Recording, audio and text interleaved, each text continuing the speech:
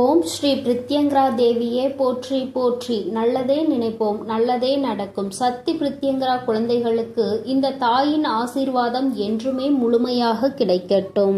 என் அன்பு குழந்தையே, காரணம் ஏதும் இல்லாமல் உன் அம்மா உன்னை தேடி வரவில்லை.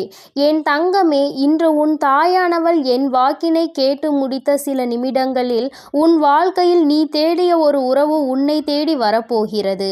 என் தங்கமே, புதிய உறவு என்று அத்தனை எளிதாக அம்மா சொல்லிவிட்டால் அப்படியானால் யார் நம் வாழ்க்கையில் வருவார்கள் என்று நீ நினைக்கலாம். என் தங்கமே, உன் வாழ்க்கையில் உனக்கு கஷ்டங்களை கொடுத்த ஒரு உறவுதான் இன்று அவர்களினுடைய மனநிலையில் மாற்றங்கள் ஏற்பட்டு அன்பு வைத்து உன்னை தேடி வரப்போகின்றார்கள். என் தங்கமே, ஒருவர் மனதில் ஏகப்பட்ட மாற்றங்கள் ஏற்பட்டு இருக்கின்றது. அவர்கள் கடந்த கால வாழ்க்கையை மறந்து மீண்டும் புதியதொரு வாழ்க்கையை வாழ வேண்டும் என்று ஆசைப்பட்டால் அவர்கள் புதிய உறவு என்றுதானே சொல்ல முடியும். அம்மா உன்னிடத்தில் அப்படி என்ன சொல்ல போகிறேன் என்று நீ கேட்க ஆர்வமாக இருக்கின்றாய் அல்லவா?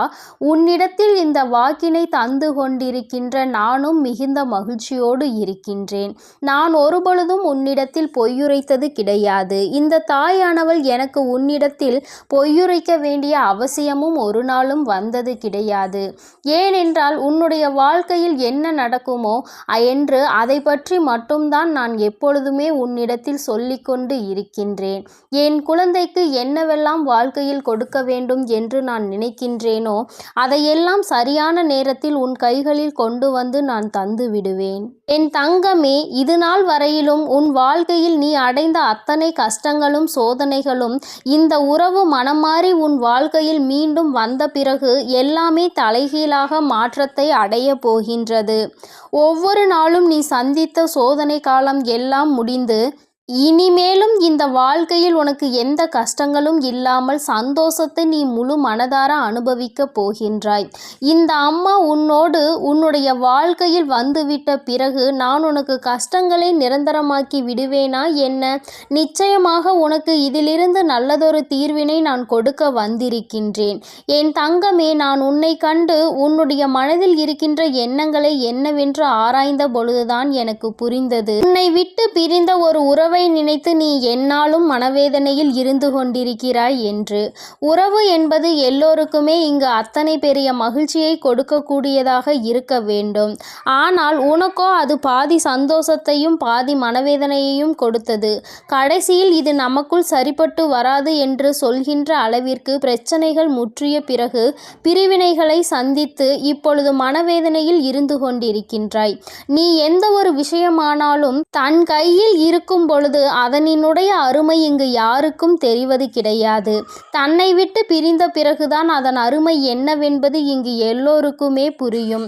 அதுபோலதான் உனக்கும் அவர்கள் என்னதான் கஷ்டங்களை கொடுத்தாலும் எவ்வளவுதான் காயங்களை கொடுத்தாலும் அருகில் இருக்கும் பொழுது இருந்த ஒரு சந்தோஷம் சண்டையிட்டாலும் பிரச்சனைகள் வந்தாலும் இருக்கிறார்கள் என்று இருந்தது.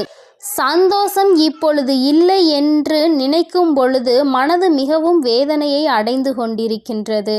என் தங்கமே, இந்த சூழ்நிலையில் இருந்து உன்னை எடுக்க வேண்டியது என் பொறுப்பு. அதனால்தான் அம்மா உன்னை தேடி இப்பொழுது உன் முன்னால் வந்து நின்று கொண்டிருக்கின்றேன். என் தங்கமே, முதலாவது நீ தெரிந்து கொள்ள வேண்டியது அதி முக்கியமான விஷயம் என்ன தெரியுமா? இந்த துணைக்கும் உனக்கும் இடையில் ஏற்பட்ட பிரச்சனைகளுக்கு காரணம் என்ன என்பதை தான். என் தங்கமே, அருகில் இருக்கும் பொழுது அவர்களினுடைய அருமை தெரியாமல் போனாலும் இப்பொழுது உனக்கு மீண்டும் அந்த வாழ்க்கை தொடர்ந்தால் பிரச்சனைகள் தான் வரும் என்று தெரிந்தாலும் கூட பரவாயில்லை. இந்த வாழ்க்கையே போதும் என்று நினைக்கின்ற அளவிற்கு உன்னுடைய மனப்பக்குவம் வந்துவிட்டது. பொதுவாகவே எத்தனைதான் ஆசைப்பட்டு செய்த வாழ்க்கையாக இருந்தாலும் அல்லது மற்றவர்கள் ஏற்படுத்தி கொடுத்த வாழ்க்கையாக இருந்தாலும் சரி, எந்த ஒரு வாழ்க்கையாக இருந்தாலும் நிச்சயமாக ஏதாவது பிரச்சனைகள் வரத்தான் செய்யும். ஆரம்பத்தில் எப்பொழுதுமே ஒருவரினுடைய ஒருவர் எண்ணங்களை ஏற்றுக்கொள்ளக்கூடிய மனப்பக்குவம் இல்லாமல் தான் இருக்கும். ஆனால் நாட்கள் செல்ல செல்ல குடும்ப குடும்பம் அடுத்த நிலைக்கு செல்லும் பொழுது நிச்சயமாக ஒருவருக்கொருவர் மனப்புரிதல் ஏற்பட ஆரம்பிக்கும். என் தங்கமே, முதலில் இந்த புரிதல் உனக்குள் இருக்க வேண்டும். இனிமேலும் இந்த வாழ்க்கையில் இது போன்ற ஒரு பிரச்சனைகளால் பிரிவினை என்பது ஏற்படக்கூடாது. இது முதல் முறை என்பதால் அம்மா உன்னிடத்தில் இத்தனை நேரமும் இந்த விஷயத்தை பற்றி பேசிக் கொண்டிருக்கிறேன். நிச்சயமாக அடுத்த முறை இது மிகப்பெரிய பிரிவினையை ஏற்படுத்தி கொடுத்துவிடும். இந்த முறையே கிடைக்கின்ற வாய்ப்பினை சரியாக பயன்படுத்தி கொண்டு உங்கள் வாழ்க்கையின் மீது இருக்கின்ற அக்கறையை சரியாக காட்ட வேண்டும். என் தங்கமே, இது போன்ற வாழ்க்கை அமையாமல் எத்தனையோ பேர் அங்கு மனவேதனையில் இருந்து கொண்டிருக்கிறார்கள். இங்கு நீங்கள் கிடைத்த வாழ்க்கையை தொலைத்துவிட்டு மறுபடியும் வாழ்க்கையை ஏற்படுத்த முடியுமா என்று சிந்தித்து கொண்டிருக்கின்றீர்கள்.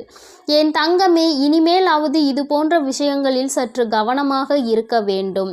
என் தங்கமே, ஒரு விஷயத்தை நீ தெளிவாக புரிந்து கொண்டிருப்பாய். ஆனால் இப்பொழுது அம்மா உன்னிடத்தில் சொல்வது என்னவென்பதை உன்னால் நிச்சயமாக உணர முடியும். ஏனென்றால் ஒன்று நிச்சயமாக இருக்கின்றது. என் தங்கமே, ஆண்கள் இல்லாமல் ஒரு பெண்ணால் வாழ்ந்துவிட முடியும். நிச்சயமாக ஒரு பெண் இல்லாமல் ஒரு ஆணால் கடைசி காலத்தில் தனியாக வாழ்வது என்பது சற்று கடினமான விஷயம்தான். என் தங்கமே, நீ நினைக்கலாம், அம்மா நீ பெண் என்பதால் பெண்ணிற்கு எப்பொழுதும் நீ ஆதரவு கொடுக்கிறாயா என்று என் பிள்ளை என்னிடத்தில் நீ கேட்கலாம். என் தங்கமே, வாழ்க்கையினுடைய சில யதார்த்தங்களை புரிந்து கொண்டுதான் அம்மா உன்னிடத்தில் சொல்கின்றேன். பெண் என்றாலும் ஆண் என்றாலும் 2 பேரும் என்னுடைய குழந்தைகள். யாருக்கு கஷ்டம் என்றாலும் இந்த தாயானவள் நிச்சயமாக வருவேன். என் தங்கமே, அம்மா இப்படி சொல்வதற்கான காரணத்தை உன்னிடத்தில் சொல்கிறேன். இப்பொழுதாவது உனக்கு புரிகிறதா என்று ஒரு முறை சிந்தித்து பார். என்ன தெரியுமா என் தங்கமே, இன்றோடு வாழ்க்கை நின்று விடுவதில்லை. தன்னுடைய குழந்தைகள் பேர குழந்தைகள் என்று வாழ்க்கையும் குடும்பமும் பெருகி கொண்டே இருக்கும். என் குழந்தையே, இந்த நேரத்தில் ஒரு பெண்ணானவள் இந்த உலகத்தை விட்டு சென்று விடுகிறாள் என்றால் என் தங்கமே, ஒரு ஆண் முதலில் தன்னுடைய மனைவியை தவிர வேறு யாரிடத்திலும் கையேந்தி உணவு உண்ண விரும்ப மாட்டான். சில நேரத்தில் தனக்கு எத்தனைதான் அருமையான குடும்பம் இருந்தாலும், எல்லோரும் தன்னை எத்தனைதான் தாங்கி தாங்கி பார்த்தாலும், தனக்காக எத்தனையோ அன்பினை காட்டி உணவு சமைத்து பரிமாறினாலும் அந்த மனைவி இல்லை என்ற ஒரு ஏக்கம் அவர்களுக்குள் இருந்து கொண்டே இருக்கும். சுயமாக எல்லோரிடத்திலும் அத்தனை எளிதாக அவர்கள் அனுசரித்து விட முடியாது. யாரேனும் ஒரு வார்த்தை அதிகமாக பேசிவிட்டால் அதை தாங்கிக் கொள்ளக்கூடிய மனப்பக்குவம் அவர்களுக்கு இருக்காது. வாழ்க்கை எதற்கு என்ற எண்ணம் அவர்களுக்குள் அந்த அளவிற்கு ஒரு சூழ்நிலையை நிச்சயமாக ஏற்படுத்திவிடும். என் தங்கமே, அதே நேரத்தில் ஒரு பெண்ணானவள் தன்னுடைய குடும்பத்தில் இருக்கின்ற எல்லோரையும் ஒரே நேரத்தில் அரவணைத்து கொண்டிருப்பவள். அத்தனை பேரும் எப்படியெல்லாம் பேசுவார்கள், எப்படியெல்லாம் நடந்து கொள்வார்கள் என்பதை நன்கு உணர்ந்தவள். தனக்கு தேவையான விஷயங்களை தன்னாலேயே செய்து கொள்ள முடியும் என்ற எண்ணத்தை கொண்டவள். யாரையும் நம்பக்கூடாது என்பதில் தெளிவாக இருக்கக்கூடியவள். இது போன்ற ஒரு ஆணால் இருக்க முடியுமா என்றால் நீண்ட காலத்திற்கு அவர்களால் அதனை செய்துவிட முடியாது என்றுதான் அம்மா சொல்கின்றேன். யாராக இருந்தாலும் சரி, கடைசி காலத்தில் ஆணுக்கு துணையாக பெண்ணும் பெண்ணுக்கு துணையாக ஆணும் இருக்க வேண்டும். ஏனென்றால் கடைசியில் அவர்கள் தங்களினுடைய மன உணர்வுகளை பகிர்ந்து கொள்வதற்கு கூட யாரும் இல்லாமல் தனிமையாக இருந்துவிடக் கூடாது என்றுதான் அம்மா இப்படி சொல்கின்றேன். இங்கே நிறைய பேர் வாழ்க்கை துணையே வேண்டாம், வாழ்க்கையே வேண்டாம், தனிமையில் இருந்து விடுவேன் என்று நினைக்கின்றார்கள். வயது முதிரும் பொழுது, உடல் தளரும் பொழுதுதான் ஒரு துணை இருந்திருக்கலாம் என்று தோன்றும். அன்று வருத்தப்படுவதினால் எந்த லாபமும் கிடையாது. அதனால் இருக்கின்ற துணையை பத்திரமாகவும் இனிமேல் வாழ்க்கையில் துணை இல்லாமலும் இருக்கக்கூடாது என்பதையும் முடிவு செய்து நல்லபடியாக உன்னுடைய வாழ்க்கையை நீ வாழ்ந்து காட்ட வேண்டும். என் அன்பு குழந்தைக்கு இந்த சக்தி பிரித்யங்கராவின் அன்பும் ஆசீர்வாதமும் முழுவதுமாக கிடைக்கும். ஓம் ஸ்ரீ பிரித்யங்கரா தேவியே போற்றி போற்றி. ஓம் ஸ்ரீ பிரித்யங்கரா தேவியே போற்றி போற்றி.